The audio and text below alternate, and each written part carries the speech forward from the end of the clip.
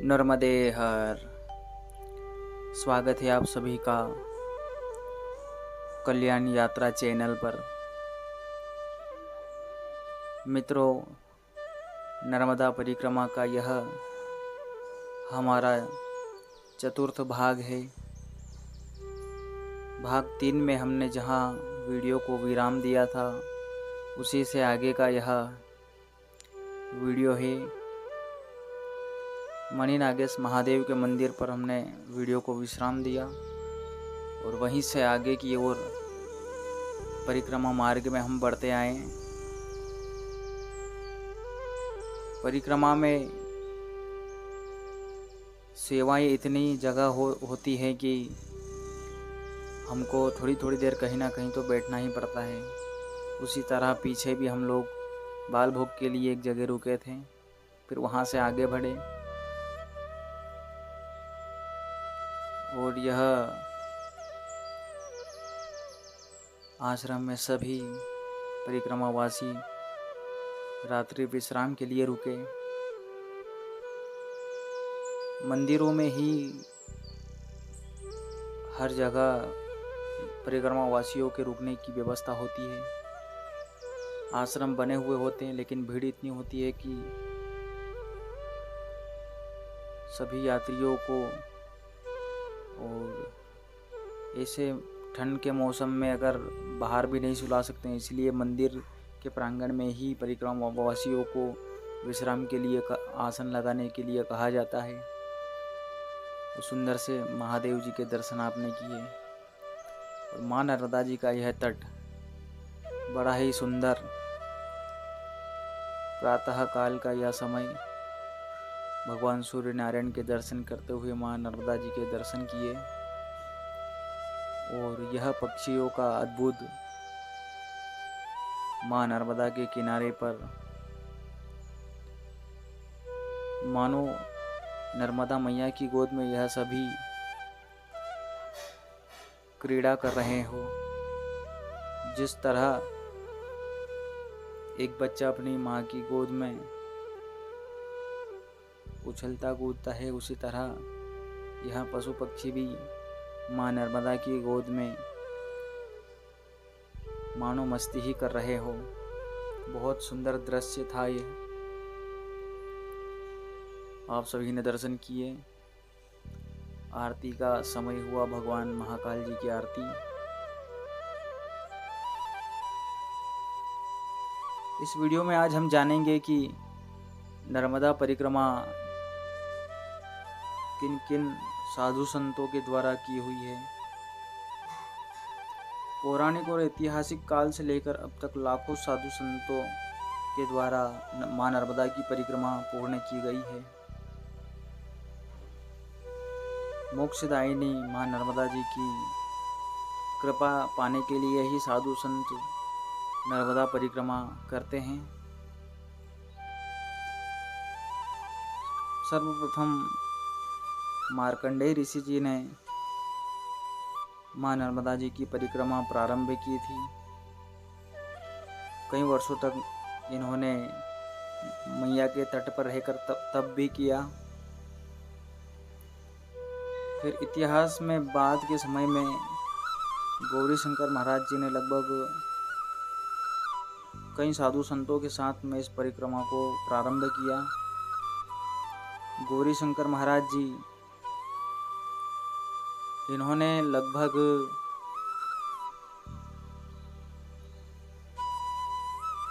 वैसे तो सब लोगों का अलग अलग तथ्य रहता है, कोई 12 बताते हैं, कोई 15-16 ऐसे, लेकिन लगभग 15-16 परिक्रमाएं महाराज जी ने पूर्ण की है। तो परिक्रमाएं भी कोई 4 महीने की नहीं थी। जो बड़ी परिक्रमा होती है 3 वर्ष की, वो परिक्रमा महाराज जी ने 15 बार की हुई है। गौरी शंकर महाराज जी भगवान महादेव जी के अन्य भक्त हुए थे और उन्होंने नर्मदा परिक्रमा केवल महादेव जी के दर्शन पाने के लिए ही करी। उनका यह संकल्प था कि जब तक उन्हें भगवान शिव के दर्शन ना हो तब तक वे ऐसे ही निरंतर नर्मदा परिक्रमा करते रहेंगे। परंतु उन्हें दर्शन ना देने के कारण गौरी शंकर महाराज जी ने यह संकल्प लिया कि माँ नर्मदा के जल में ही डूबकर मैं अपनी प्राणों को त्याग दूंगा। तभी यह सोचकर वे नर्मदा जी में जल समाधि लेने के लिए उतरते हैं। जितने अंदर तक जाते हैं माँ नर्मदा जी उनके घुटनों तक ही रहती। वे और अंदर जाते मैया घुटनों तक ही रहती, लेकिन घुटनों से ऊपर नहीं आई। तभी अर्धरात्रि के समय में वे जल समाधि लेने के लिए गए थे।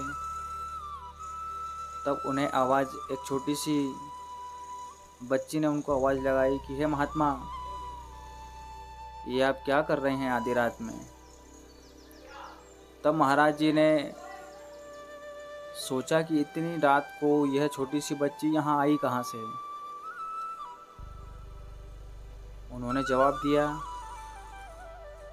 कि मैया, मैं जल समाधि लेने के लिए यहाँ आया हूँ। तभी उस छोटी सी बच्ची ने महात्मा को कहा कि महात्मा, आप बाहर आइए और मुझे बताइए कि आप जल समाधि क्यों लेना चाहते हैं। तब महात्मा ने कहा, मैं बेटा तुझे क्यों बताऊं, तू नर्मदा मैया है जो मैं तुझे बताऊं। तब उस बच्ची ने कहा कि हाँ बाबा, मैं ही नर्मदा मैया हूँ। तब वो महात्मा जी बड़े प्रसन्न हुए और उन्होंने अपना कष्ट मैया को बताया कि मैंने जो परिक्रमा की है वह भगवान शिव के दर्शन पाने के लिए ही की है, परंतु मुझे अभी तक भगवान ने दर्शन नहीं दिए। क्या मेरे ऊपर भगवान की कृपा नहीं है। तभी मैया ने कहा कि बाबा, ऐसा नहीं हो सकता है, आपको भगवान ने दर्शन तो दिए हैं। बोले आपका जो अब इतने साधु संतों के साथ में जब गौरी शंकर जी महाराज परिक्रमा में चलते थे तब उनके साथ में एक भोजन बनाने के लिए भी एक महात्मा जी चलते थे।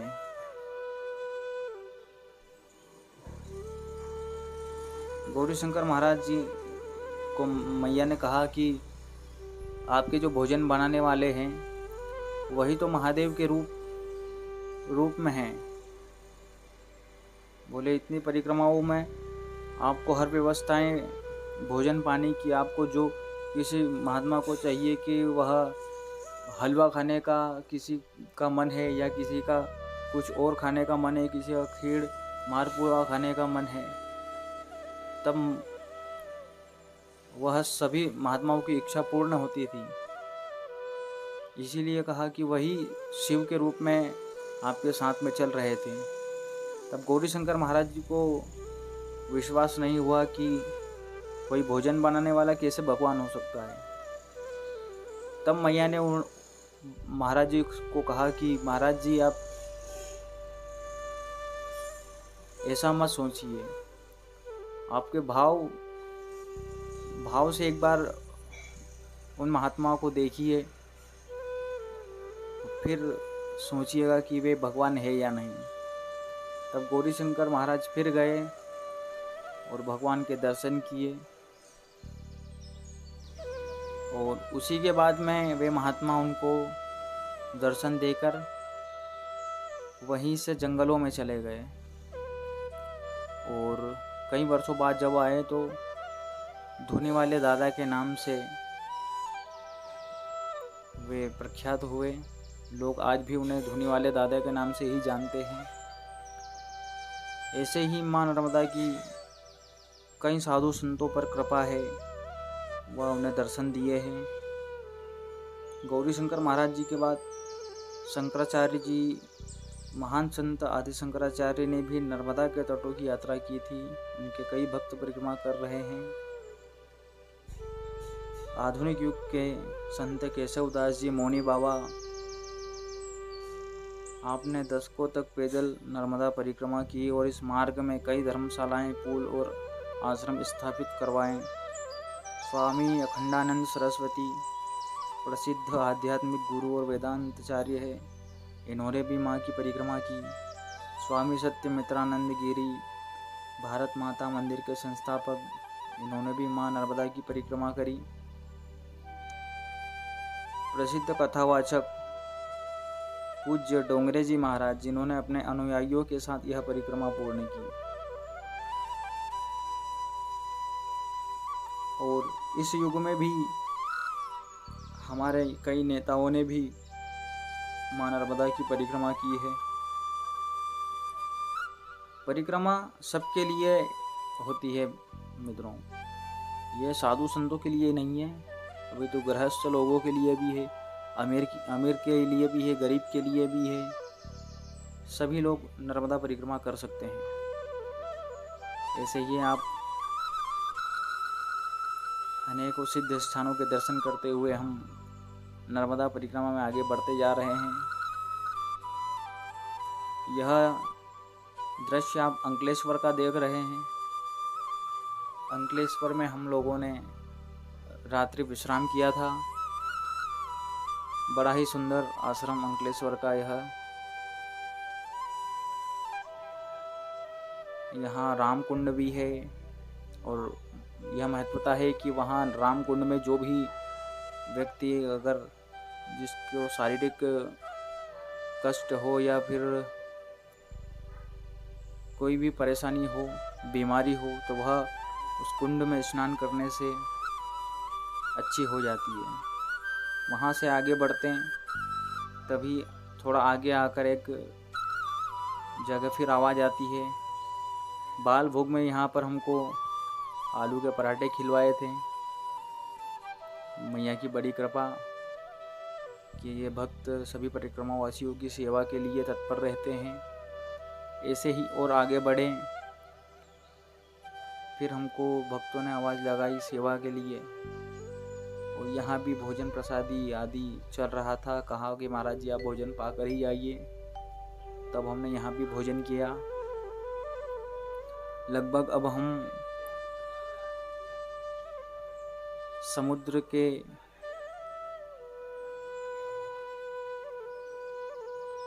दस 12 किलोमीटर पीछे ही थे, और ये गौ माताओं के दर्शन करते हुए प्रेम पूर्वक हम लोग आगे बढ़ते हैं। यहाँ से समुद्र देवता की दूरी अब ज़्यादा नहीं रही है। दर्शन करते हुए ही आगे बढ़ते जा रहे हैं। कई स्थानों पर हम जा भी नहीं पाए हैं परिक्रमा के अंतर्गत, लेकिन आप सभी से निवेदन है कि आप अगर परिक्रमा में जाएं तो सभी सिद्ध स्थानों, दार्शनिक स्थानों का दर्शन करते हुए ही परिक्रमा में आगे बढ़ें। नर्मदे हर।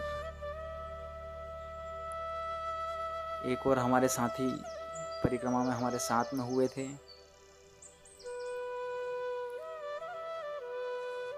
सूर्य कुंड यह स्थान है, भगवान सूर्य की तपस्थली माना जाता है। और यहीं पर ये महाराज जी हमको दिखे और इन्होंने बताया कि मैं 6 वर्ष की परिक्रमा पे हूँ और जलहरी परिक्रमा पे हूँ। जलहरी परिक्रमा मतलब माँ नर्मदा को इसमें समुद्र किनारे से नाव में बैठकर पार नहीं किया जाता है। महाराज जी ने ओमकारेश्वर से परिक्रमा प्रारंभ की थी। ओमकारेश्वर से चले और बिमलेश्वर पहुँचे। फिर बिमलेश्वर से वापस इसी रास्ते पर गए और इधर चलते हुए ही दक्षिण तट पे होते हुए ही अमरकंटक जाएंगे। अमरकंटक से फिर उत्तर तट पे आएंगे, वहाँ से वापस मीठी तलाई तक पहुँचेंगे और फिर वहीं से अमरकंटक के लिए जाएंगे। इसमें समुद्री देवताओं को पार नहीं करना होता। नाव में इसमें बैठकर जिस तरह भगवान शिव की परिक्रमा लगती है उसी तरह ये जलहरी परिक्रमा लगती है। ये महात्मा जी इंदौर के हैं और साइकिल से परिक्रमा कर रहे हैं। बड़े ही अद्भुत संत है। इस जगह पर हमने तो नहीं, हमारे जो साथ में इतने परिक्रमावासी थे इनमें से किसी ने एक फ़ोन लगाया था कि हम लोग इतने परिक्रमावासी हैं और सूर्य कुंड पर रुके हुए हैं। तभी वहाँ से 6-7 किलोमीटर दूरी से एक गांव से कुछ श्रद्धालु आए और सभी परिक्रमावासियों के लिए भोजन की व्यवस्था करके लाए। इनका कहना है कि यहाँ कोई व्यवस्था नहीं होती है, इसीलिए हम हमारे वहीं से भोजन बनाकर सभी परिक्रमावासियों के लिए लेकर आते हैं। बहुत सुंदर परिक्रमा के आनंद हो रहे हैं। सभी परिक्रमावासी लगभग 3 बजे ही उठकर परिक्रमा में आगे बढ़ने के लिए चल देते हैं। हम लोग तो अपना पूजन पाठ करने के लिए थोड़ा लेट हो जाते हैं, लेकिन ये लोग अपनी जल्दी आरती करते हैं और चल देते हैं, अंधेरे में ही चल देते हैं। लेकिन परिक्रमा में सूर्य उदय होने के बाद ही चलना चाहिए। परिक्रमा साधु संतों का यही मत रहता है परिक्रमा में। फिर हम लोग आगे बढ़ें परिक्रमा में।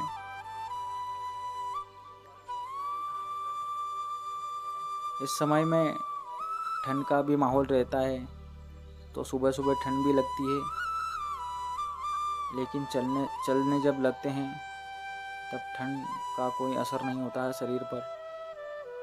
इतना बैग लेकर चलते हैं तो गर्मी लगती है।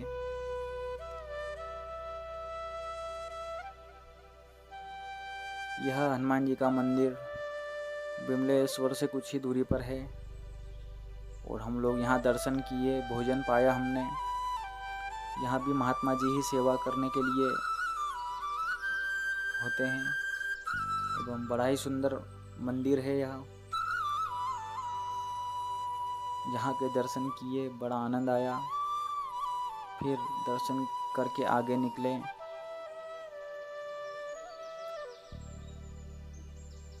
प्रसन्नता भी बहुत हो रही थी क्योंकि यहाँ से विमलेश्वर की दूरी ज़्यादा नहीं रही थी।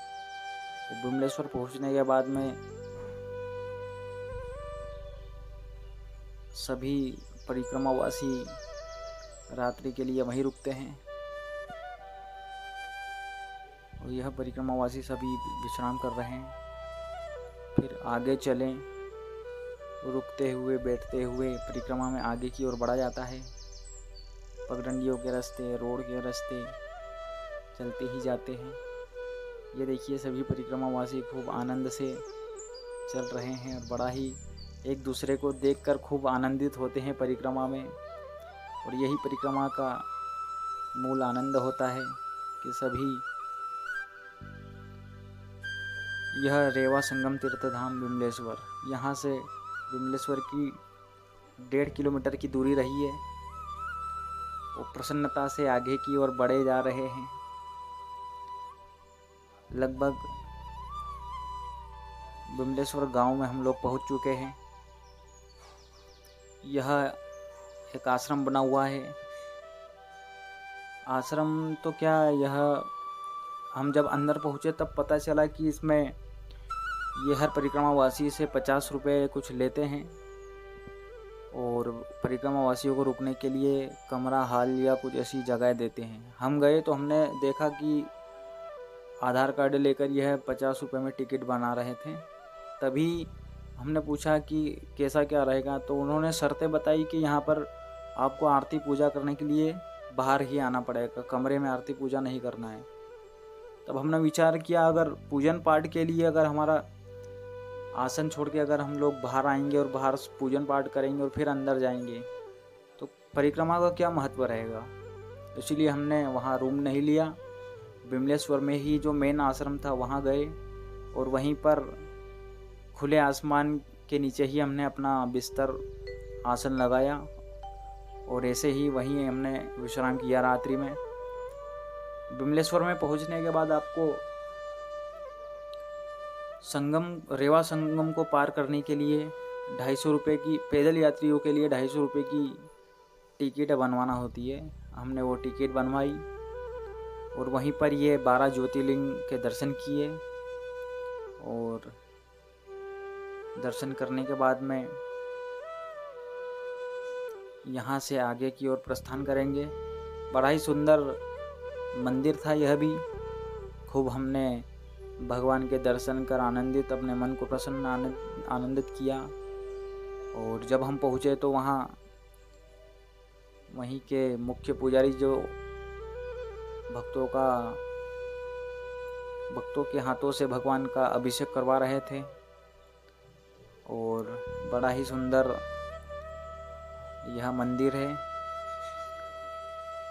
विमलेश्वर में हमारे साथ में एक परिक्रमा में हमको एक महात्मा जी मिले थे, जिन्होंने कहा कि भाई यहाँ पर सेवा करने के लिए ज़्यादा लोग हैं नहीं, तो आप भी सेवा के लिए थोड़ा मदद करवाएं। तभी हमने सोचा कि चलो परिक्रमा वासियों की, महात्माओं की सेवा का आनंद भी अगर मिल रहा है तो ये भी लेना ज़रूरी है। तभी हम सभी परिक्रमा वासियों को भोजन पवाने के लिए महाराज जी के साथ में आए एवं परोसगारी करवाई। खूब आनंद आया, खूब भक्तों को भोजन पवाया। और यहाँ पर इतने परिक्रमावासी थे कि गिनती तो अब क्या बताएं, क्योंकि अलग अलग 2-3 आश्रमों में परिक्रमावासी रहे थे। तो सब वैसे तो गिनने में आ भी नहीं पाता वहाँ, लेकिन बहुत परिक्रमावासी थे। जब आप नावों के अंदर परिक्रमावासियों को देखेंगे तब आपको लगेगा कि हाँ कितनी भीड़ होगी। अभी यहाँ से दर्शन करके सुबह का पूजन अर्चन किया, माँ नर्मदा जी की आरती पूजन हुई और अपना बैग जमा कर हम लोग निकलेंगे। यहाँ से भी समुद्र लगभग 3 से 4 किलोमीटर की दूरी पर है। और वहाँ तक जाने के लिए अब बड़े लोग तो वाहनों से चले जाते हैं। जिनके वाहन है वे वहीं पर किराए से गाड़ियाँ मिलती हैं, उन गाड़ियों में बैठकर संगम की तरफ पहुंच जाते हैं। और कुछ लोग जो होते हैं वो पैदल ही जाते हैं। ऐसे ही हमने भी अपना बैग उठाया और पैदल ही जाने के लिए संगम तक का रास्ता लिया। आगे पहुँचे तो ये इतने सारे चप्पल जूतों के ढेर हमको दिखे। हमने सोचा शायद चप्पल जूता यहीं उतारना है, लेकिन हम आगे तक ले गए। फिर कहा कि चप्पल जूता छोड़कर ही। और यह लगभग 1 किलोमीटर का लगभग लोहे का पुल बना हुआ है, क्योंकि ये नीचे तक अभी तो यहाँ पर पानी नहीं है, लेकिन 7-8 बजे के बाद यहाँ तक पानी पहुँच जाता है। समुद्र देवता का जो जल स्तर बढ़ता है तब पानी वहाँ तक पहुँच जाता है। लगभग 1 किलोमीटर से यह ब्रिज बना हुआ है और केवल परिक्रमावासियों के लिए ही यह सुविधा की हुई है। और आप देख ही सकते हैं परिक्रमावासियों को कि कितने परिक्रमावासी वहाँ आश्रम पर रुके होंगे। ये सभी इसमें वाहन वाले भी हैं, पैदल वाले भी हैं, और बसों से जो करते हैं वे भी है, क्योंकि यहाँ पर गाड़ियों से परिक्रमा कोई कर नहीं पाता है। गाड़ियाँ आधे माँ नर्मदा जी को पार करके ही आगे ले जाई जाती है। इसीलिए सभी को संगम के दर्शन करवाने के लिए नाव में बैठना ज़रूरी होता है। उसी तरह हम सभी माँ नर्मदा जी के संगम का दर्शन करने के लिए नावों में बैठ चुके हैं। नावें भी ये बड़ी बड़ी नावें हैं, जहाज जैसे ही है। और सभी को सेफ्टी के लिए इस तरह के कपड़े दिए जाते हैं जो अपने शरीर पर बांध लेते हैं परिक्रमावासी। लगभग सभी परिक्रमावासी बड़े ही प्रसन्न हैं और सभी शांतिपूर्वक ही नावों में बैठे हुए हैं, क्योंकि बुजुर्ग लोग हैं, कहीं उन्हें थोड़ा मन में डर भी रहता है। और बुजुर्ग ही क्या, वहाँ तो सभी को डर रहता है, क्योंकि समुद्र देवता हैं। और नावों में बैठना मतलब डर तो बनता ही है। लेकिन मैया के मैया के लिए ही सभी परिक्रमावासी चले हैं, तो खूब आनंद से चल रहे हैं। और यह पानी यहाँ पर जब हम पहुँचे थे तब बिल्कुल पानी नहीं था। थोड़ी देर में ही इतना जल यहाँ पर आ चुका था कि नावें अपने आप ऊपर उठती गई। पानी पूरा जब हुआ तब नावों को चलाया गया। समय के लगभग यहाँ 8 बजे तक ही इतना पानी आता है कि नावें जल के ऊपर उड़ जाती हैं। वह इनको प्रारंभ करके फिर चलाया जाता है। और आप देखिए समुद्र देवता का यह दृश्य बहुत ही मनमोहक। पहली बार हमने समुद्र के इतने बीच में नाव में बैठे हुए हैं।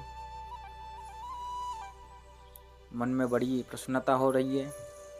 सभी परिक्रमावासी भी समुद्र देवताओं का दर्शन करके खूब आनंदित हो रहे हैं। 2 से 2.5 घंटे का यह सफ़र होता है। विमलेश्वर से नाव में बैठकर हम माँ नर्मदा जी और समुद्र देवता का संगम दर्शन करते हुए मीठी तलाई तक पहुँचते हैं। मीठी तलाई में सभी परिक्रमावासी नावों से उतरकर आगे बढ़ते हैं। फिर ये आप देखिए मित्रों, किस तरह की समुद्र देवता की हिलोरें उठ रही हैं।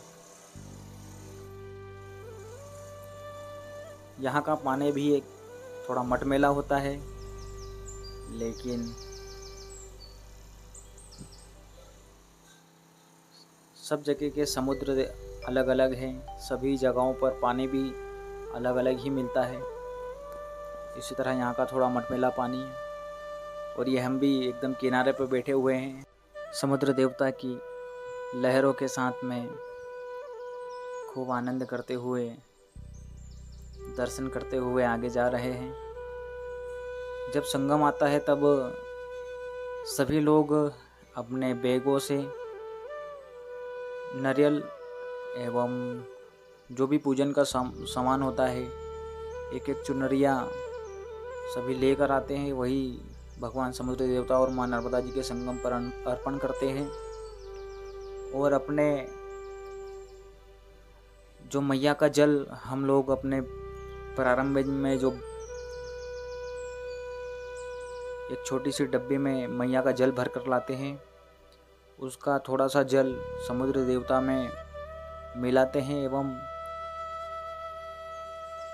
वहीं नाव वाले भाई समुद्र देवता से एक बाल्टी जल निकालकर सभी परिक्रमावासियों के उसी डब्बे में मिलाने के लिए लाते हैं। समुद्र देवता का जल और मैया का जल संगम यहाँ से हम लोग अपने साथ में लेकर जाते हैं।